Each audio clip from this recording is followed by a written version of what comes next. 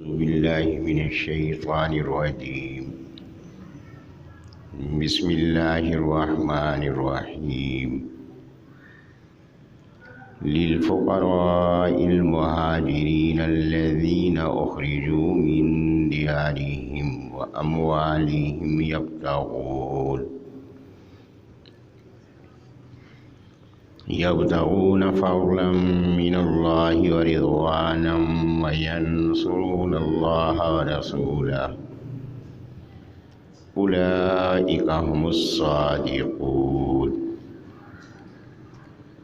والذين تبوأوا الدار والإيمان من قبلهم يحبون من هاجر إليهم ولا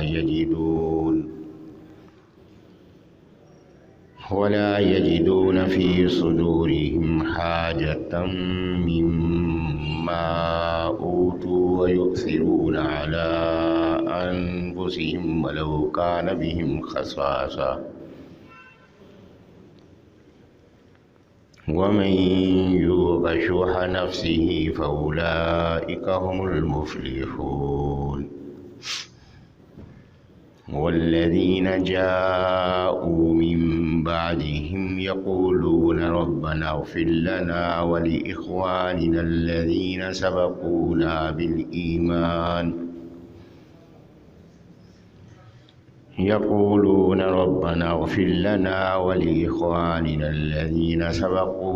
بالإيمان ولا تجعل في قلوبنا غلا للذين آمنوا ربنا إنك رؤوف رحيم.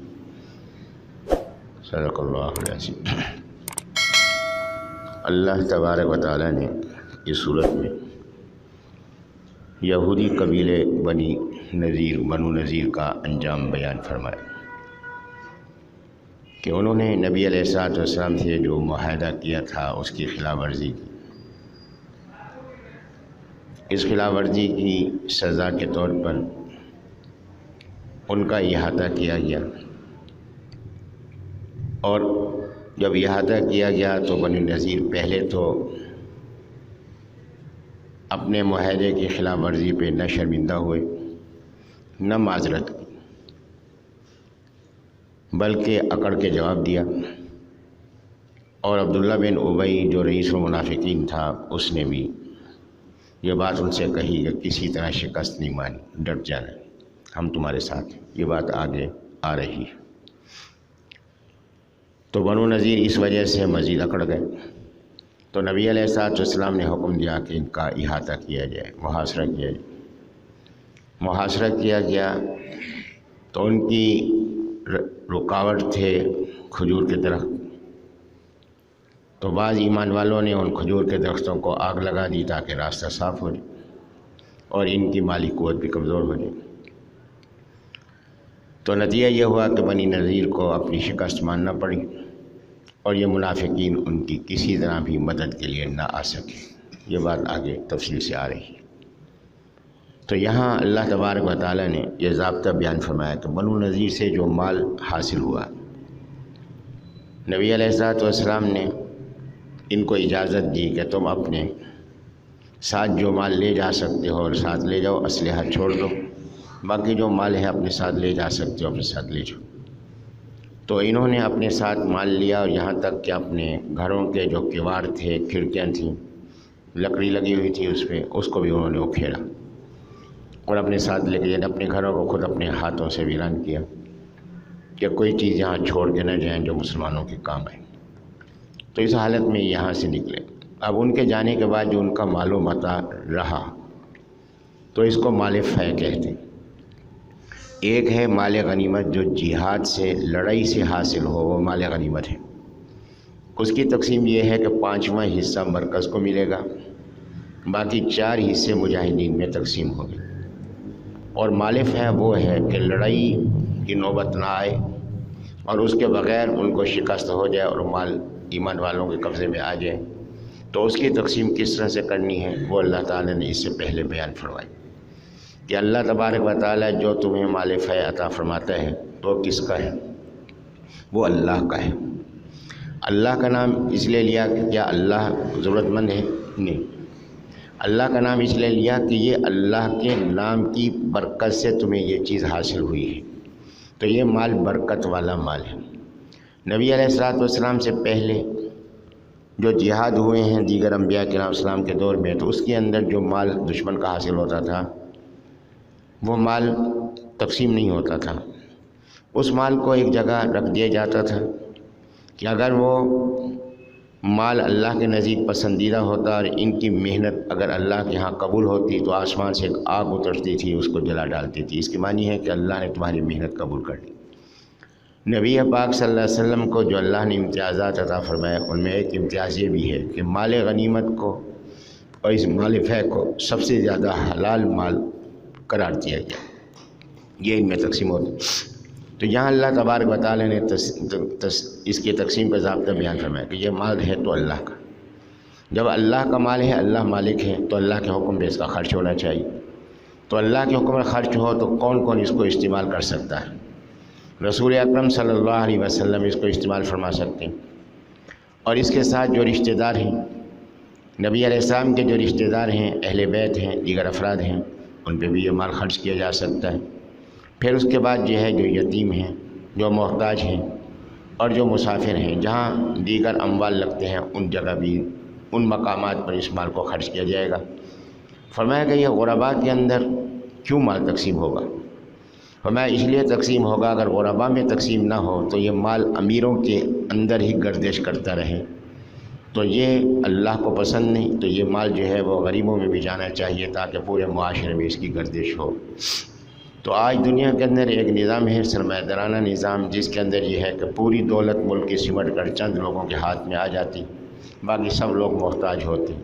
لیکن اسلام نے شریعت میں یہ ضابطہ رکھا ہے کہ کوئی مستقل طور پر اس مال کا اپنے آپ کو مالک نہ سمجھے، یہاں تک کہ جو زکوٰۃ کا حکم دیا ہے وہاں بھی یہ بات ہے، جو آدمی زکوٰۃ دیتا ہے، جس کو زکوٰۃ دے رہا ہے، اس کو اپنے زیر احسان نہ سمجھے، اللہ کا شکر ادا کرے کہ اللہ نے مجھے لینے والا نہیں بنایا، اللہ نے مجھے دینے والا بنایا ہے۔ تو لہٰذا اس کے لیے جو ہے زکوٰۃ میں دو فرض ہیں، ایک فرض ہے زکوٰۃ میں مال کا حصہ نکالنا، اور زکوٰۃ میں دوسری چیز جو فرض ہے وہ ہے مستحق کو تلاش کرنا، کہ مستحق کو تلاش کیا جائے اور اس تک مال کو پہنچایا جائے، یہ دو فرض ہیں زکوٰۃ کے اندر۔ تو اللہ تبارک و تعالیٰ نے یہاں یہ مال فے کے اندر یہ مختلف حصے بیان فرمائے۔ تو جو زکوٰۃ ہے یہ اہل بیت کو نہیں دی جا سکتی، اہل بیت کی اولاد کو نہیں دی جا سکتی، نبی علیہ الصلوۃ والسلام کی اولاد کو، سادات کو، یہاں تک کہ جو ہاشمی ہیں ان کو بھی زکوٰۃ نہیں دی جا سکتی۔ لیکن فرمایا کہ یہ جو مال فے ہے یہ ان کو دیا جا سکتا ہے، تو لہٰذا جہاں جہاں ضرورت ہے وہاں اس مال کو خرچ کیا جائے گا۔ یہ کس کی ثوابدید پہ ہوگا؟ رسول اکرم صلی اللہ علیہ وسلم کی ثوابدید پہ۔ نبی علیہ السلام جب دنیا سے تشریف لے گئے تو اب اس کا اختیار کس کو ہوا؟ جو نبی علیہ السلام کا خلیفہ ہے، اس خلیفہ راشد کو اس کا اختیار ہوا۔ اگر یہ بات ذہن میں آ گئی تو اسی حوالے سے یہ بات عرض کر رہا ہوں کہ مشہور واقعہ ہے جو آپ نے بھی سنا ہے، میں بھی سنتا رہتا ہوں، کہ یہ باغ فدق جو ہے یہ بھی اسی مال میں سے ہے جو اللہ تبارک و تعالیٰ نے بغیر لڑائی کے عطا فرمایا ہے۔ اب یہ جو تھا تو نبی علیہ الصلوۃ والسلام کی حیات مبارکہ میں حضرت کی ثوابدید پہ تھا، تو نبی علیہ الصلوۃ والسلام اس باغ فدق کی آمدنی کو اپنے گھر والوں کو بھی دیتے تھے، اپنے عزیز و اقارب کو بھی دیتے تھے۔ تو جب نبی علیہ السلام دنیا سے تشریف لے گئے تو حضرت فاطمہ رضی اللہ عنہا نے کیونکہ یہ سمجھا کہ نبی علیہ الصلوۃ والسلام اس کو استعمال فرماتے تھے تو یہ حضرت کی ملکیت ہے، تو ابو بکر صدیق رضی اللہ عنہ کی خدمت میں حاضر ہوئی اور انہوں نے آ کے باغ فدق کا مطالبہ کیا کہ حضرت مجھے اس کا حصہ جو ہے مجھے دیا جائے۔ تو ابو بکر صدیق نے فرمایا کہ جو اللہ کے رسول ہیں ان کا جو مال ہوتا ہے وہ وراثت میں تقسیم نہیں ہوتا، اس کے وارث تمام ایمان والے ہوتے ہیں۔ تو یہ خود میں نے نبی علیہ السلام سے یہ بات سنی ہے۔ اب اس مال کی تقسیم میں جو بنیادی بات ذہن نشین فرمانے کی ہے وہ کیا ہے کہ نبی علیہ الصلوۃ والسلام کی اگر ملکیت تقسیم ہوتی عام وارث کے لحاظ سے تو نبی علیہ الصلوۃ والسلام کی ازواج مطہرات رضی اللہ عنہن کو 8واں حصہ ملتا، کیونکہ نبی علیہ السلام کی اولاد موجود تھی، فاطمہ رضی اللہ عنہ موجود تھی، باقی تو تشریف لے جا چکے تھے دنیا سے۔ لیکن اگر ایک اولاد میں سے کوئی بھی موجود ہو تو پھر بیویوں کا حصہ 8واں ہے، اور اگر اولاد میں کوئی موجود نہ ہو تو پھر بیویوں کا حصہ چوتھا ہے۔ اب نبی علیہ الصلوۃ والسلام کی ازواج مطہرات رضی اللہ عنہ تو موجود تھیں، اولاد بھی موجود تھی، فاطمہ رضی اللہ عنہ موجود تھیں، تو لہٰذا اس کل مال میں سے 8واں حصہ نبی علیہ السلام کی ازواج مطہرات میں تقسیم ہونا تھا، اور اس کے بعد جو بچتا وہ نبی علیہ السلام کی ایک بیٹی تھی فاطمہ الزہرا رضی اللہ عنہ، آدھا ان کو ملنا تھا۔ اب باقی جو آدھا ہے وہ دیگر رشتہ داروں کو ملنا تھا۔ رشتہ داروں میں یہ کہ نبی علیہ السلام کے بہن بھائی، حضرت کے بہن بھائی تو نہیں تھے، جب بہن بھائی نہیں تھے والدین بھی وفات پا چکے تھے۔ اب اس کے بعد یہ پیچھے کو چلتا ہے، اب اس پیچھے کو چلتا تو اس میں چچا اور پھوپھیاں وہ اس کی مالک بنتی تھی، تو ان میں سے ایک اس وقت موجود تھے حضرت عباس رضی اللہ عنہ، تو لہٰذا آدھا حصہ ملنا تھا حضرت فاطمہ الزہرا رضی اللہ عنہ کو، اور آدھا حصہ ملنا تھا حضرت عباس رضی اللہ عنہ کو۔ اللہ کا عجیب نظام حکمت ہے کہ ابو بکر صلی اللہ علیہ وسلم نے جب یہ بات بیان فرمائی تو حضرت فاطمہ رضی اللہ عنہا نے جب مطالبہ کیا تو وہ یہ بات بیان فرمائی کہ میں نے خود رسول اللہ صلی اللہ علیہ وسلم نے سنا کہ اللہ کے نبی کی وراثت اس کی اولاد میں نہیں بلکہ اس کے ایمان والے پیروکاروں میں جو ہے وہ منتقل ہوتی۔ حضرت علی رضی اللہ عنہ نے اس کی تصدیق فرمائی کہ حضرت سے یہ بات میں نے بھی سنی، یہ اللہ کا نظام ہے کہ علی رضی اللہ عنہ نے تصدیق فرمائی، اور اس کی تصدیق حضرت عباس رضی اللہ عنہ نے بھی فرمائی جو آدھے مال کے مالک بنتے تھے، تو انہوں نے بھی اس کی تصدیق فرمائی کہ میں نے بھی نبی صلی اللہ علیہ وسلم سے یہ بات سنی۔ تو لہٰذا وہ لوگ جو صحابہ سے بغض رکھنے والے ہیں اگر ضابطے کو دیکھ لیں کہ ضابطے کے مطابق علی رضی اللہ عنہ جن کو امام معصوم مانتے ہیں تو امام معصوم بھی اس بات کو بیان فرما رہے ہیں، اور عباس رضی اللہ عنہ جو آدھے کے وارث بن رہے ہیں وہ بھی اس کو تسلیم فرما رہے ہیں، مطالبہ نہیں کر رہے، تو اسی سے یہ بات واضح ہوتی ہے کہ ابو بکر صلی اللہ علیہ وسلم کی بات میں کس قدر صداقت موجود تھی۔ پھر یہ کہ حضرت فاطمہ رضی اللہ عنہ نے جب یہ مطالبہ کیا ہے، اب آگے حدیث کے اندر یہ الفاظ آتے ہیں کہ جس وقت ابو بکر نے نہیں دیا اور یہ بات بیان کی تو اس کے بعد حضرت فاطمہ رضی اللہ عنہ نے ابو بکر صدیق رضی اللہ عنہ سے کبھی کوئی بات نہیں کی۔ اب دیکھیں جی کہ انہوں نے کبھی کوئی بات نہیں کی، ناراض تھیں تو ان سے کوئی بات نہیں کی۔ میرے محترم، حضرت فاطمہ رضی اللہ عنہا کو ابو بکر سے بات کرنے کی کیا ضرورت تھی؟ ابو بکر سے بات کرنے کی کیا ضرورت تھی؟ یہاں جو انہوں نے بات کی ہے، یہاں جو حدیث کے الفاظ آئے ہیں، راوی نے جو بات بیان کی ہے ان کا مقصد یہ ہے کہ فاطمہ رضی اللہ عنہا کو جب ابو بکر نے جواب دے دیا تو فاطمہ رضی اللہ عنہا نے آئندہ اس معاملے میں ان سے کوئی بات نہیں فرمائی۔ ایک بات، دوسری بات یہ کہ اعتراض تھا کہ فاطمہ رضی اللہ عنہ جیسا کہ دختر نیک اختر یہ غیر محرم سے بات کرنے کے لیے کیوں تشریف لے گئی؟ فرمایا کہ فاطمہ رضی اللہ عنہ نے صرف اس مسئلے پہ کہ جو سمجھتی تھی کہ میرا حق ہے انہوں نے یہ بات بیان کی، اس کے علاوہ انہوں نے ابو بکر سے کبھی کوئی بات نہیں کی۔ وہاں معنی یہ ہے، یہ معنی نہیں ہے کہ ابو بکر سے وہ ناراض تھیں۔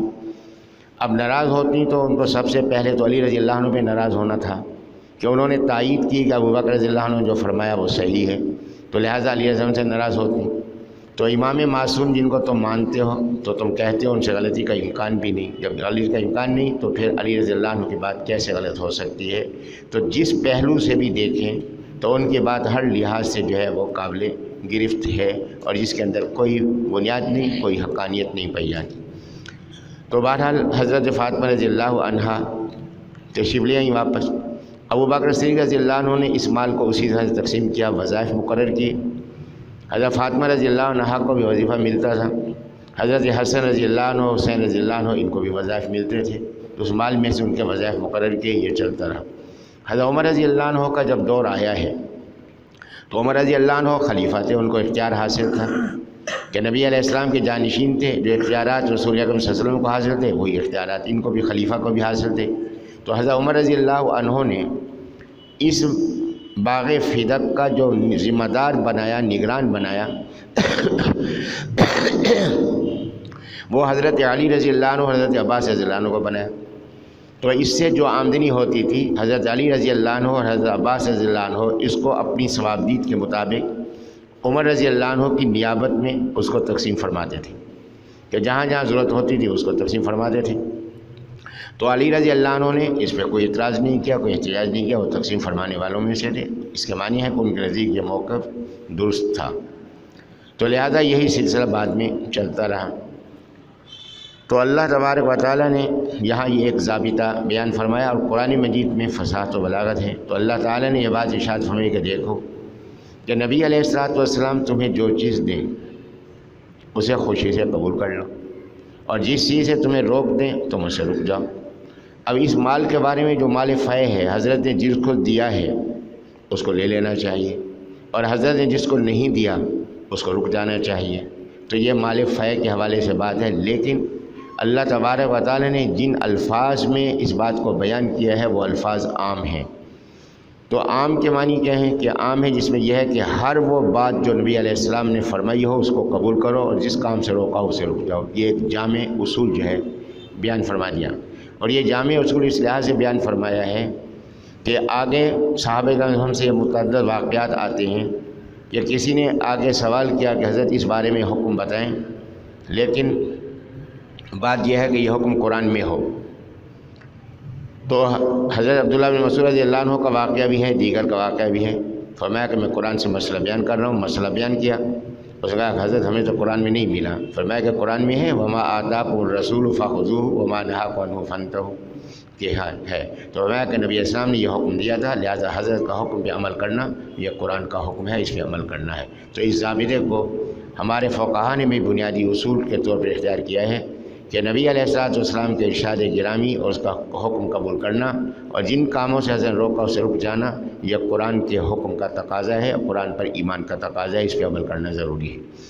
اس کے بعد اللہ تبارک و تعالیٰ نے 3 گروہوں کا ذکر فرمایا مال فے کی تقسیم کے لحاظ سے، کہ پہلے حقدار اس مال فے کے کون ہیں، تو ترجیح کس کو دینی ہے۔ تو یہاں اللہ تبارک و تعالیٰ نے ترجیح والا طبقہ بھی بیان فرما دیا، اس معاملے کے اندر بھی ترجیح ہوگی، اور اللہ تبارک و تعالیٰ نے ان کے ایمان کی تصدیق بھی فرما دی، اور ہر دین کے ہر معاملے میں ان کی اولیت کا ذکر بھی اللہ تعالیٰ نے فرما دیا، جو قیامت تک محفوظ ہو گیا۔ فرمایا کہ للفقراء المہاجرین، مہاجرین فقراء کے لیے کہ سب سے پہلے ترجیح دی جائے گی جو فقراء کو دینا ہے یہ مال، اس میں سب سے پہلے ترجیح دی جائے گی مہاجرین فقراء کو، کہ یہ مہاجرین یہ کون ہیں؟ الذین، وہ جو کہ اخرجوا نکالے گئے من دیارہم اپنے گھروں سے، و اموالہم اپنے مالوں سے، کہ انہوں نے کیوں اپنے گھروں کو چھوڑا، مکہ مکرمہ کو کیوں چھوڑا؟ وہاں یہ سردار تھے، جب وہاں یہ سردار تھے مال کے لحاظ سے بھی خوشحال تھے، تو انہوں نے مکہ مکرمہ کو کیوں چھوڑا؟ انہوں نے نہیں چھوڑا، بلکہ ان سے چھڑایا گیا، ان کو نکالا گیا، گھروں سے بھی نکالا گیا، ان کے گھروں پہ بھی کفار نے قبضہ کر لیا، اور ان کو مالوں سے بھی محروم کیا گیا، ان کے مالوں پہ بھی قبضہ کر لیا۔ اب انہوں نے مال کو اور گھر کو ترجیح نہیں دی، کیوں؟ ایمان کی وجہ سے۔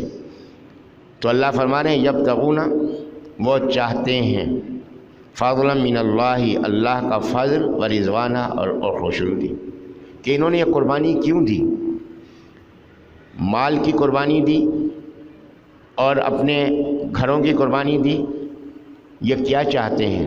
تو یہاں اللہ نے 2 باتیں بیان فرمائی، فضل اور رضوان۔ رضوان ہے آخرت، کہ اللہ راضی ہو جائے، یہ آخرت کی نعمت ہے، اور اللہ فضل فرمائے، یہ دنیا کی نعمت ہے۔ انہوں نے اپنی دنیا بھی اللہ کے حکم پر رکھی، اور انہوں نے اپنی آخرت بھی اللہ کی رضوان پہ، اللہ کی خوشنودی پہ رکھی، کہ ان کا مقصود کیا ہے؟ ان کا مقصود یہ ہے کہ اللہ تبارک و تعالی ہم سے راضی ہو جائے، اللہ راضی ہو جائے، دنیا کی ضروریات کیسے پوری ہوں گی وہ بھی اللہ پوری کرے گا، اور آخرت کے اندر درجات کیسے حاصل ہوں گے وہ بھی اللہ عطا فرمائے گا۔ تو فرمایا کہ یہ وہ خوش نصیب ہیں کہ جن کا مقصود و مطلوب اللہ کی خوشنودی ہے، اور اللہ تبارک و تعالی کا یہ فضل چاہتے ہیں کہ دنیا میں جو ہمارے نصیب میں ہے وہ ہمیں ملے گا، اللہ تعالیٰ عطا فرمائے گا۔ تو لہٰذا یہ جو مال و متاع ہمیں حاصل ہے، اگر اس کے بدلے میں ایمان بچ جائے تو اس سے بڑی نعمت کوئی اور ہو نہیں سکتی۔ تو ان کے نزدیک ایمان کی اہمیت دنیا کے مال و متاع سے زیادہ ہے۔ فرمایا کہ پھر یہ کیا کرتے ہیں؟ وَيَنْصُرُونَ اللَّهَ، اور یہ مدد کرتے ہیں اللہ کی، ورسولہ، اس کے رسول صلی اللہ علیہ وسلم کی، کہ اللہ تبارک و تعالیٰ کی مدد سے مراد کیا ہے؟ اللہ کے دین کی مدد، کہ اللہ کے دین کی مدد کرتے ہیں، کس طریقے سے کرتے ہیں کہ اللہ کے دین کی دعوت دیتے ہیں، تبلیغ کا کام کرتے ہیں، اللہ کے دین کی مدد کرتے ہیں۔ کیسے کرتے ہیں؟ یہ لوگوں کو دین کی تعلیم دیتے ہیں۔ اللہ کے دین کی مدد کیسے کرتے ہیں کہ یہ جہاد کرتے ہیں اور ایمان کا اور نیک اعمال کا ماحول پیدا کرتے ہیں اور کفار کو اور مخالفین کو یہ مٹانے کی کوشش کرتے ہیں۔ فرمایا یہ اللہ کے دین کے مددگار ہیں۔ فرمایا کہ اولئک هم الصادقون، وہی ہیں سچے۔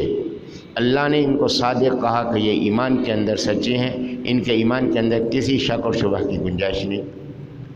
اب یہ مہاجرین کون ہیں؟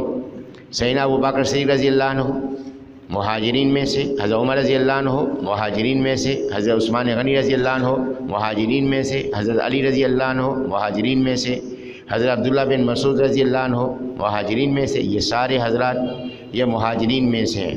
اللہ تبارک و تعالیٰ ان مہاجرین کے بارے میں کیا فرما رہے ہیں؟ فرمایا کہ ان کا مقصود و مطلوب اللہ کی رضا ہے، اور یہ وہ ہیں جو اپنے ایمان کے دعوے میں سچے ہیں، اور اللہ تبارک و تعالیٰ نے ان کے قلبی ایمان کی تصدیق بھی فرما دی اور ان کے اعمال کی تصدیق بھی فرما دی۔ جب اللہ جس کو سچا کہہ دے اور اگر کوئی اس کے بارے میں شک کرے گا، کیا اس کے کفر میں شک ہو سکتا ہے؟ تو اس کے کافر ہونے میں کوئی شک و شبہ نہیں ہو سکتا، اس کی گنجائش نہیں۔ ان حضرات کا یہ مہاجرین ہونا تو قطعی و یقینی ہے کہ ابوبکر صدیق رضی اللہ عنہ نبی علیہ السلام کے ساتھ ہجرت فرما رہے ہیں، حضرت عمر رضی اللہ عنہ نبی علیہ السلام کے حکم پہ ہجرت فرما رہے ہیں۔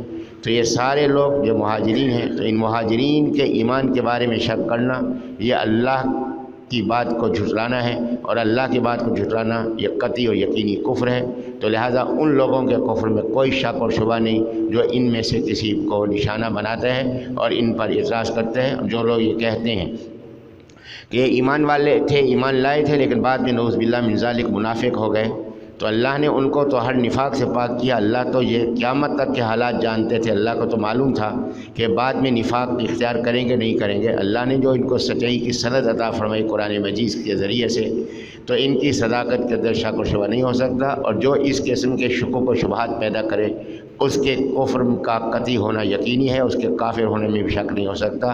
جو ان کے کافر ہونے میں شک کرے گا اس کا اپنا ایمان بھی باقی نہیں رہے گا۔ اس کو ذہن نشین فرما لیا جائے کہ ان کے بارے میں شک کرنا، حضرات صحابہ کرام رضی اللہ عنہ مہاجرین کے بارے میں شک کرنا یہ کفر ہے قرآن کے حکم کے لحاظ سے، اور جو کفر کر رہا ہے اور اس کے کافر ہونے میں شک کرنا یہ بھی کفر ہے، اور اس لیے اس سے اجتناب کرنا۔ یہ ہم ان کو کافر کیوں کہیں؟ میرے محترم، جو اللہ کا انکار کر رہا ہے، اللہ کی خبر کا انکار کر رہا ہے، اس کے کافر ہونے میں کیا شک اور شبہ ہو سکتے ہیں؟ تو لہٰذا اس کے کافر ہونا قطعی اور یقینی ہے۔ تو اللہ تعالیٰ نے یہاں مہاجرین کی تعریف فرما دی۔ اب آگے اللہ نے انصار کی تعریف فرمائی، فرمایا والذین، اور وہ لوگ۔ اب مہاجرین کے بعد مقام ہے انصار کا، والسابقون الاولون من المہاجرین والانصار۔ اللہ نے جہاں بھی ذکر فرمایا انصار کا ذکر مہاجرین کے بعد فرمایا، تو اولیت مہاجرین کو حاصل ہے، اس کے بعد انصار کو حاصل ہے۔ تو فرمایا والذین، اور وہ لوگ جنہوں نے تبوؤا الدار والایمان، دار اس مدینہ منورہ کو اور ایمان کو اپنا ٹھکانہ بنایا، کہ نبی علیہ الصلوۃ والسلام کی ہجرت فرمانے سے پہلے یہ لوگ ایمان لائے، مدینہ منورہ کے اندر تھے، اور وہاں پہ ان لوگوں نے ایمان قبول کیا۔ اور یہاں ایک بنیادی بات بھی ذہن نشین فرما لی جائے کہ مدینہ منورہ کی فضیلتوں میں ایک سب سے بڑی فضیلت یہ ہے کہ مدینہ منورہ جہاد سے فتح نہیں ہوا، مکہ مکرمہ جہاد سے فتح ہوا ہے۔ مدینہ منورہ جہاد سے فتح نہیں ہوا، مدینہ منورہ ایمان سے فتح ہوا ہے، کہ نبی علیہ الصلوۃ والسلام کے تشریف لانے سے پہلے تو یہ مدینہ منورہ کے اوس و خزرج قبیلے کے لوگ نبی علیہ الصلوۃ والسلام پر ایمان لائے، حج کے موقع پہ حاضر ہوئے، حضرت کے مبارک ہاتھ پہ ایمان لائے، بیعت کی، اور نبی علیہ الصلوۃ والسلام کو دعوت دی کہ حضرت آپ تشریف لائیں۔ نبی علیہ الصلوۃ والسلام نے اپنے جانے سے پہلے حضرت عمر رضی اللہ عنہ کو بھیجا ان لوگوں کے ساتھ دین کی تبلیغ کے لیے، اور جب حضرت وہاں تشریف لے گئے اور انہوں نے ایمان کی دعوت دی، تو نبی علیہ السلام کے تشریف لانے سے پہلے منافقین کو چھوڑ دیں، عبداللہ بن ابی وغیرہ کو، باقی اوس اور خزرج قبیلے کے جتنے افراد تھے، جتنی ان کی شاخیں تھیں، وہ ساری کی ساری شاخیں ایمان لائیں۔ تو نبی علیہ الصلوۃ والسلام کو یہ مدینہ منورہ اللہ تعالیٰ نے عطا فرمایا، ایمان کے ذریعے سے۔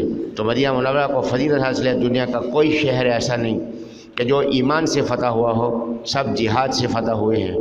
جہاں بھی مسلمان گئے ہیں جہاد کے ذریعے سے اللہ نے کامیابی عطا فرمائی، لیکن مدینہ منورہ واحد شہر ہے کہ جو جہاد سے فتح نہیں ہوا، وہ ایمان سے فتح ہوا ہے۔ تو یہ اس کی فضیلت ہے، اس فضیلت میں کوئی اس کے ساتھ شریک نہیں۔ تو یہاں فرمایا کہ ان لوگوں نے مدینہ منورہ کو اپنا مرکز بنایا، اپنے شہر کو نہیں چھوڑا۔ اب یہاں اعتراض ہو سکتا تھا کہ دیکھیں مہاجرین نے تو ہجرت کی ہے، انصار نے تو ہجرت نہیں کی، لیکن فرمایا کہ انصار نے ٹھکانہ بنایا، اس کو ایمان کا مرکز بنایا، تو لہٰذا انہوں نے ہجرت اس لیے نہیں کی کہ اس کو ایمان کا مرکز بنایا، اور جہاں ایمان کا مرکز بنایا جا سکے وہاں مقیم رہنا اور ایمان کے استحکام کی کوشش کرنا یہ لازم ہے، اور جہاں ایمان بچانا ممکن نہ ہو وہاں سے پھر اس وقت ہجرت کی جائے گی۔ تو یہ ضابطہ بھی یہاں سے معلوم ہوا۔ فرمایا کہ والذین، اور وہ لوگ جنہوں نے تبوؤا الدار والایمان، اس گھر کو اور ایمان کو ٹھکانہ بنایا، من قبلہم، ان سے پہلے، کہ ان کے آنے سے پہلے اہل مدینہ ایمان لائے، مہاجرین کے آنے سے پہلے ایمان لائے۔ یحبون، فرمایا کہ یہ محبت رکھتے ہیں کس سے؟ من ہاجر الیہم، جس نے ہجرت کی ان کی طرف۔ محبت کس طرح سے رکھتے ہیں؟ محبت اس طرح سے رکھتے ہیں کہ جب یہ مہاجرین تشریف لائے، ہر انصاری کی خواہش یہ تھی کہ حضرت کہ مجھے اجازت دیں اس مہاجر کی کفالت کی ذمہ داری میرے سپرد کریں، تو ان سے محبت کرتے ہیں۔ اب ان کو کیا مفاد تھا؟ یہ تو مال و متاع چھوڑ کر آئے ہوئے تھے، مفاد تو یہ ہوتا تھا کہ مال و متاع کے ساتھ آئے تو میں اپنے پاس اس کو رکھوں مہمان، تاکہ کچھ اس کے مال میں سے مجھے حاصل ہو جائے، نہیں، یہ تو مال و متاع چھوڑ کر آئے تھے، یہ تو ظاہری لحاظ سے بے سہارا تھے، لیکن انصار اس معاملے میں ایک دوسرے سے سبقت لے رہے ہیں کہ حضرت مجھے اجازت دیں، حضرت یہ ذمہ داری میرے سپرد فرمائیں۔ تو میں کہ ان کو محبت تھی کن سے؟ ان کو محبت کن سے؟ ہجرت کرنے والوں سے محبت ہے۔ اور ہجرت کرنے والوں سے محبت کیوں؟ کہ اللہ کی محبت کی وجہ سے محبت ہے کہ انہوں نے اللہ کے راستے میں ہجرت کی ہے، اللہ کی رضوان کے لیے ہجرت کیا، خوشنودی کی ہجرت کی ہے، تو ہم بھی اللہ کی خوشنودی حاصل کرنے والے بن جائیں۔ تو فرمایا کہ ولا یجدون، اور یہ نہیں پاتے، فی صدورہم، اپنے سینوں میں، حاجتن، کوئی تنگی، مما، اس کے بارے میں، جو اوتو دیے گئے، کہ نبی علیہ الصلوۃ والسلام نے اگر ان مہاجرین کے ساتھ کوئی تعاون فرمایا ہے تو انصار کو اس بارے میں کوئی حسد نہیں ہوا، انہوں نے الٹا خوشی کا اظہار کیا۔ اور یہ واقعہ یہاں ہوا جس بنو نذیر کہ یہ اموال نبی علیہ الصلوۃ والسلام کے قبضے میں آئے، تو نبی پاک صلی اللہ علیہ وسلم نے حضرت ثابت بن قیس رضی اللہ عنہ جو انصاری ہیں فرمایا کہ اپنے انصار کو بلاؤ۔ انصار سرداروں کو انہوں نے جمع کیا اور اس میں خزرج والے جمع ہو گئے۔ نبی علیہ السلام نے فرمایا کہ تمہارا کیا خیال ہے؟ نبی علیہ السلام کو اختیار حاصل تھا کہ مال فے ہے، جس کو چاہتے عطا فرما دیتے، لیکن اس بات نبی علیہ السلام کی حکمت کہ نبی علیہ السلام نے فرمایا کہ تمہاری کیا رائے ہے کہ میں اس مال فے میں سے، جو یہ بنو نذیر سے مال حاصل ہوا ہے، جو زمینیں حاصل ہوئی ہیں، میں ان کو تقسیم کرنے کی بجائے ان مہاجرین کو دے دوں، اور یہ مہاجرین جو تمہارے مکانوں میں مقیم ہیں، اور یہ مہاجرین جو تمہارے رزق میں تمہارے ساتھ شریک ہیں، تو انہیں ان کو اپنے ساتھ ساتھی بنایا ہوا ہے، تو لہٰذا یہ تمہاری جگہ چھوڑ دیں، تمہارا مال چھوڑ دیں، تمہارا مکان چھوڑ دیں، اور یہ ان کو اس میں سے دے دیا جائے تاکہ یہ ان کی ملکیت ہو جائے اور تمہاری ملکیت مکمل تمہارے پاس ہو جائے۔ اب اس کے جواب میں حضرت سعد بن معاذ رضی اللہ عنہ اور حضرت سعد بن عبادہ رضی اللہ عنہ، یہ دو سردار تھے، ان کے کھڑے ہو گئے۔ فرمایا کہ حضرت آپ نے کیا فرمایا کہ یہ مال ان میں تقسیم کر دیا جائے؟ جی ہمیں خوشی اسی میں ہے کہ آپ مال ان میں تقسیم فرما دیں۔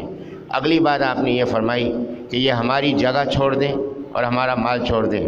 حضرت گزارش یہ ہے کہ ہمارا مال بھی ان کے پاس رہ جائے، ہماری جگہ بھی ان کے پاس رہ جائے، اس کے ساتھ یہ جو مال ہے یہ بھی آپ انہیں کو تقسیم کر دیں، ہماری خوشی اس کے اندر ہے۔ تو اللہ تبارک و تعالیٰ نے اس پہ تعریف فرمائی کہ اگرچہ ان کو اس کی ضرورت بھی ہو، لیکن اس کے باوجود بھی انہوں نے تنگی محسوس نہیں کی، ان کو حسد نہیں ہوا کہ مہاجرین کو کیوں دیا جا رہا ہے۔ فرمایا کہ ولا یجدون، اور وہ نہیں پاتے، فی صدورہم، اپنے سینوں میں، حاجتن، کوئی تنگی، مما، اس کے بارے میں، جو اوتو دیے گئے۔ یہاں الحاجہ بھی نہیں فرمایا، یا حاجتاً نکرہ استعمال فرمایا، جس کے معنی ہے معمولی تنگی بھی، خیال کی تنگی بھی ان کے دلوں کے اندر نہیں ہے، ارادے کی تنگی تو دور کی بات ہے، خیال کی تنگی بھی ان کے دلوں کے اندر نہیں ہے۔ وَيُؤْثِرُونَ اور وہ ترجیح دیتے ہیں عَلَىٰ أَنفُسِهِمْ اپنی جانوں پر، اپنے آپ پر، وَلَوْ كَانَ بِهِمْ خَصَاصَةٌ اگرچہ ہو ان میں ضرورت، اپنی ضرورت بھی موجود ہے لیکن اپنی ضرورت کے باوجود بھی ترجیح کس کو دے رہے ہیں؟ ان حضرات کو ترجیح دے رہے ہیں۔ اور ان حضرات کی ترجیح دینے کے واقعات، یہ جو آیات نازل ہوئی ہیں تو ان حضرات کے مسلسل واقعات ہیں ترجیح دینے کے، اور پورا ان کا کردار اور ان کی پوری سیرت اس سے بھرپور ہے کہ نبی پاک صلی اللہ علیہ وسلم کے پاس ایک مہمان تشریف لائے۔ حضرت نے ایک انصاری صحابی رضی اللہ عنہ سے کہا کہ اس کو کھانا کھلانے، بھی پردے کے احکامات نازل نہیں ہوئے تھے، پردے کے احکامات 4 ہجری میں نازل ہوئے، یہ اس سے پہلے کا واقعہ ہے۔ تو میں جو انصاری صحابی رضی اللہ عنہ جن کے ذمہ تھا اس مہمان کو کھانا کھلانا ہے، وہ گھر گیا۔ وہ گھر گئے تو انہوں نے بیوی سے پوچھا کیا ہے، اس نے کہا یہ تھوڑا سا کھانا ہے جو بچوں کے لیے ہے۔ فرمایا کہ حضرت نے فرمایا کہ ٹھیک ہے۔ میاں بیوی دونوں ایمان والے تھے، لہذا انہوں نے کھانا تیار کر کے رکھا۔ والدہ نے، صحابیہ رضی اللہ عنہ نے بچوں کو جیسے تیسے بہلا کے ان کو سلا دیا، ان کو نیند آ گئی۔ کھانا جو ہے وہ مہمان کے آگے رکھا۔ اب کھانا جب مہمان کے آگے رکھا تو اس نے کہا یہ میرے ساتھ، میزبان بھی میرے ساتھ کھا رہے ہیں، تو اس کو تو صورتحال کا نہیں علم، تو انہوں نے جو ہے وہ پھونک سے اس انداز سے کہ معلوم بھی نہ ہو انہوں نے دیا بجھا دیا اور ساتھ بیٹھ کے وہی مہمان سمجھتا رہا کہ یہ میرے ساتھ کھا رہے ہیں، جبکہ انہوں نے کھانا نہیں کھایا اور مہمان نے کھانا کھایا۔ صبح جب نبی خدمت میں حاضر ہوئے، نبی صلی اللہ علیہ وسلم نے ان کو مبارکباد بھی دی کہ اللہ تو ان سے راضی ہوا اور اللہ نے یہ بات مجھ پہ نازل فرما دی۔ اسی طریقے سے فرمایا کہ یہ صورتحال تھی کہ ایک صحابی رضی اللہ عنہ نے ایک جانور ذبح کیا، بکری ذبح کی، اور اس کی جو سری تھے، جو اس کے پائے تھے، وہ ایک کی طرف منتقل کر دیے۔ خود اپنے پاس ضرورت تھی لیکن اپنے گھر میں نہیں رکھا کہ یہ فلاں میرا جو صحابی ساتھی ہے وہ زیادہ ضرورت مند ہے۔ تو انہوں نے دیکھا کہ مجھ سے زیادہ ضرورت اس بات کی ہے، تو انہوں نے وہ بکری جو پائے وغیرہ سری پائے تھے وہ ایک صحابی رضی اللہ عنہ کے گھر بھیج دیے۔ تو ان کے پاس پہنچے تو ان کو خیال آیا کہ چلو ہم کھا لیں گے، لیکن یہ ہے کہ فلاں جو ہیں ان کے ہاں زیادہ ضرورت ہے، انہوں نے ان کے ہاں بھیج دیا۔ تو حدیث پاک کے اندر آتا ہے کہ یہ 7 افراد تک یہ پہنچی ہے بکری کی سری۔ 7ویں کے بعد پہنچی، اس نے پھر یہ سوچا کس کو دی جائے، تو جس نے آغاز کیا تھا ان کو تو پتہ نہیں تھا آغاز، انہوں نے اس کے گھر بھیج دیا۔ تو یہ سری گھومنے کے بعد پھر اسی جگہ واپس آ گئی جہاں سے چلی تھی۔ یہ ایثار کی کیفیت ان حضرات صحابہ کرام کی۔ پھر یہ کہ غزوہ جنگ یرموک کا واقعہ ہے کہ لڑائی ہو رہی تھی تو ایک صحابی رضی اللہ عنہ تشریف لائے تو دیکھا کہ ان کا ایک رشتہ دار عزیز قریبی وہ اس وقت شدید زخمی ہے، آخری دموں پہ ہے، تو حضرت نے اس کو پانی پلانا چاہا، تو اتنے میں ایک اور زخمی کی آواز آئی، پانی مانگا۔ تو انہوں نے جو شہید ہو رہے ہیں، یہاں تو ہماری حالت یہ ہے کہ اپنی ضروریات پوری بھی ہو رہی ہوں تب بھی تھوڑی سی کمی ہو جائے تو ہم سے برداشت نہیں ہوتی، یہاں تو زندگی اور موت کا مسئلہ تھا۔ انہوں نے فوراً کہا کہ جہاں سے آواز آ رہی ہے پہلے اس کو پانی لا کے پلاؤ۔ اس کی طرف وہ قید فرماتے ہیں کہ میں دوڑا جا اس کے پاس گیا، اتنے میں تیسری آواز آئی، اس نے کہا نہیں پہلے اس کو جا کر پلاؤ۔ تو اس طرح سے 7 افراد تک بات چلی۔ جب 7ویں افراد میں پہنچا تو اس کی روح نکل چکی تھی۔ میں واپس چھٹے کے پاس آیا، اس کا بھی انتقال ہو چکا تھا۔ اس سے پہلے تک جب میں پہنچا سارے کے سارے اللہ کے راستے میں شہید ہو گئے، لیکن کسی صحابی رضی اللہ عنہ نے دوسرے کے مقابلے میں اپنے آپ کو ترجیح نہیں دی۔ یہ تو موت کی کیفیت کی بات ہے۔ تو فرمایا کہ یہ عظمت اللہ تعالیٰ نے ان کو عطا فرمائی، اور یہ فرمایا کہ وَمَن یوقع اور جو بچا لیا جائے شُحَّ نَفْسِهِ اپنے نفس کے بخل سے۔ شُحَّ اس بخل کو کہتے ہیں جس کے اندر حرص شامل ہو۔ بخل کیا ہے، حرص کیا ہے؟ بخل ہے کہ میرے پاس مال ہے اور میں کسی کو نہیں دے رہا، یہ بخل ہے۔ حرص یہ ہے کہ میں چاہ رہا ہوں دوسرے کا مال بھی میرے پاس حاصل ہو جائے۔ تو حرص اور بخل دونوں جمع ہو جائیں تو عربی میں وہاں شُحَّ کا لفظ استعمال کرتے ہیں۔ جہاں اللہ نے شُحَّ کا لفظ استعمال فرمایا وَمَن یوقع شُحَّ نَفْسِهِ کہ وہ جو بچا لیا جائے اپنے نفس کے حرص اور بخل کے امتزاج سے، فاولئک هم المفلحون، پس وہی ہیں پوری طرح کامیاب ہونے والے۔ تو یہ اللہ تعالیٰ نے حضرات انصار صاحب ہم کی یہ تعریف فرما دی، ان کو کامیاب قرار دیا، اور اللہ تعالیٰ نے مہاجرین کو ہم الصادقون کہا، ان کو سچا فرمایا، ان کی صفات بیان فرمائی کہ وہ کیا کرتے ہیں، اللہ کی رضا کے طلبگار ہیں، اور یہ ان کی کیفیت کیا ہے کہ یہ مال و متاع کی خواہش نہیں رکھتے، ان کی خواہش یہ ہے کہ ہمارا رب ہم سے راضی ہو جائے۔ اور پھر یہ بات کہ ان کی کیفیت یہ ہے کہ اللہ کے دین کے لیے قربانی دیتے ہیں اور دین کی خدمات کر رہے ہیں، اور اپنے یہ دعوے ایمان میں بھی سچے ہیں۔ تو اللہ نے یہ سند ان کو عطا فرما دی، اور انصار کے بارے میں یہ بات ارشاد فرما دی کہ یہ ترجیح دینے والے ہیں، یہ اپنی ضروریات کو قربان کر کے اللہ کے راستے میں جو کام کرنے والے ہیں، دین کا کام کرنے والے ہیں، ان کے لیے ہر قسم کی قربانی دینے کو تیار ہیں۔ تو یہاں بنیادی طور پر دو باتیں معلوم ہوئی کامیابی کی۔ ایک بات یہ ہے کہ اللہ کے دین کا کام کرنا، اور دوسرا یہ ہے کہ اگر میں خود کام نہیں کر رہا وہ تو اللہ کے دین کے کام کرنے والوں کے ساتھ معاونت کرنا، ان کے ساتھ تعاون کرنا، اور ان کو اخلاقی مدد بھی دینا، ان کو مالی مدد بھی دینا، اور ان کو دعاؤں کے ساتھ بھی مدد دینا۔ تو اس بات کو اختیار کرنا یہ ضروری ہے۔ نبی علیہ الصلوۃ والسلام نے جس وقت انصار رضی اللہ عنہ سے بات کہی کہ میں اگر چاہو تو ان کے واپس تمہیں دلا دیتا ہوں، ان کو تقسیم کر دوں، تو انہوں نے کہا کہ نہیں حضرت، ہمارا بھی ان کے پاس رہ جائے اور ان میں سے بھی آپ ان کو دے دیں۔ اس پر نبی علیہ السلام نے وہاں دعائیں فرمائی ہیں ان کے لیے، اور جس کو حضرت کی دعا حاصل ہو جائے اس کی خوش نصیبی میں کیا شک و شبہ ہو سکتا ہے۔ اب یہ مہاجرین و انصار کا ذکر فرمانے کے بعد والوں کے لیے کیا چاہیے کہ ہمیں ان کے بارے میں کیا چاہیے، تو یہ بات اگلی آیت کے اندر بیان ہوئی ہے، جس پہ انشاءاللہ آئندہ گفتگو ہوگی، لیکن بنیادی طور پر ذہن میں یہ بات رکھ لیں۔ فرمایا کہ جو بعد والے ہیں ان کے لیے لازم ہے کہ ان کے دلوں کے اندر ان حضرات کے بارے میں معمولی کیفیت بھی نہیں ہونی چاہیے، ان کی عظمت کے بارے میں شک اور شبہ کی معمولی کیفیت بھی نہیں ہونی چاہیے۔ اگر ان کی عظمت کے بارے میں دل میں معمولی شک بھی ہوگا تو وہ ایمان سے خارج ہے، اور وہ اللہ کے نزدیک جو ہے وہ مغضوب ہوگا، اللہ کے نزدیک جو ہے وہ معتوب ہوگا، عذاب کا مستحق ہوگا۔ تو یہ ضابطہ آگے بیان فرمایا، جس سے انشاءاللہ آئندہ گفتگو ہوگی۔ اللہ مجھے بھی آپ کو بھی صحیح فہم، صحیح عمل کی توفیق عطا فرما دے۔ اللہ ایمان میں بھی اور اعمال میں بھی حضرات صحابہ کرام ان کی پوری اتباع کی توفیق عطا فرمائے، خاتمہ بھی ان کی محبت پر ہو اور ان کی اتباع پر ہو، اور قیامت میں انجام بھی اللہ ان کے ساتھ فرما دے۔ تو اس کے مقابلے میں کوئی خوش نصیبی نہیں ہو سکتی۔ تو ایک دفعہ سورۃ فاتحہ، 3 دفعہ سورۃ اخلاص پڑھ لیں۔ حضرت مولانا شبیر الحق کاشمیری رحمۃ اللہ علیہ استاد الحدیث، ان کا انتقال ہوا، اور اسی طرح ہمارے ایک عزیز کا بھی آج انتقال ہوا ہے۔ تو آپ ایک دفعہ سورۃ فاتحہ، 2 دفعہ سورۃ اخلاص پڑھ لیں، تاکہ جتنے ایمان والے آپ کے میرے جتنے عزیز رشتہ دار گئے ہیں سب کے لیے جو ہے وہ دعائے مغفرت ہو جائے۔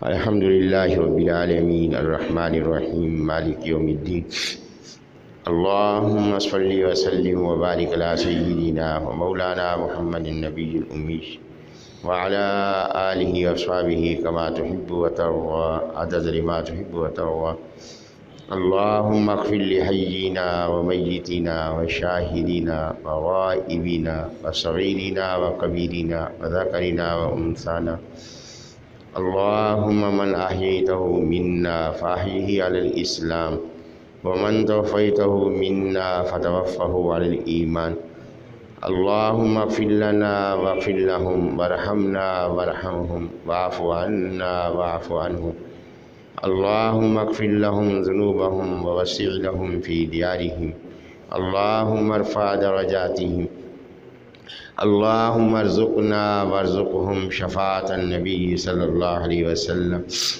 اللہم لا غفار الا انت ولا غفور الا انت فاغفر لنا واغفر لهم اللہم لا رحمان الا انت ولا رحیم الا انت فارحمنا وارحمهم اللهم لا عفو إلا أنت ولا كريم إلا أنت فاعف عنا واعف عنهم إنك أنت العفو الكريم إنك أنت الغفور الرحيم. اللهم اغفر لنا ولوالدينا ولأولادنا ولإخواننا الذين سبقونا بالإيمان ولجميع المؤمنين والمؤمنات إنك أنت العفو الكريم إنك أنت الغفور الرحيم. فاغفر وارحم وأنت خير الراحمين. اللهم أنت ولينا وأنت ربنا فاغفر لنا ولإخواننا الذين سبقونا بالإيمان فاغفر وارحم وأنت أرحم الراحمين. اللهم أيد أمير المؤمنين والمجاهدين اللهم انصرهم ولا تنصر عليهم. اللهم ثبت أقدامهم إنك أنت على كل شيء قدير. اللهم إنا نسألك خير الدنيا وخير الآخرة ونسألك العفو والعافية والمعافاة في الدنيا والآخرة. اللهم ربنا لا تزغ قلوبنا بعد إذ هديتنا وهب لنا من لدنك رحمة إنك أنت الوهاب. اللهم ربنا آتنا في الدنيا حسنة وفي الآخرة حسنة وقنا عذاب النار. اللهم إنا نسألك علما نافعا وعملا متقبلا ورزقا حلالا طيبا واسعا وشفاء من كل داء. اللهم ربنا نجنا من القوم الظالمين. اللهم ربنا تقبلنا وتقبل أزواجنا وأولادنا وأموالنا وأحبابنا وأقاربنا وجميع المسلمين والمسلمات كما تقبلت صحاب النبي صلى الله عليه وسلم وارزقنا اتباعهم بإحسان وأدخلنا معهم في جنات الفردوس برحمتك يا أرحم الراحمين. وتقبل منا إنك أنت السميع العليم وتب علينا إنك أنت التواب الرحيم. اللهم إنا نسألك من خير ما سألك منه نبيك محمد صلى الله عليه وسلم ونعوذ بك من شر ما استعاذ منه نبيك محمد صلى الله عليه وسلم. أنت المستعان وعليك البلاغ ولا حول ولا قوة إلا بالله العلي العظيم. صلى الله تعالى على خير خلقه محمد وعلى آله وأصحابه أجمعين برحمتك يا أرحم الراحمين. صحیح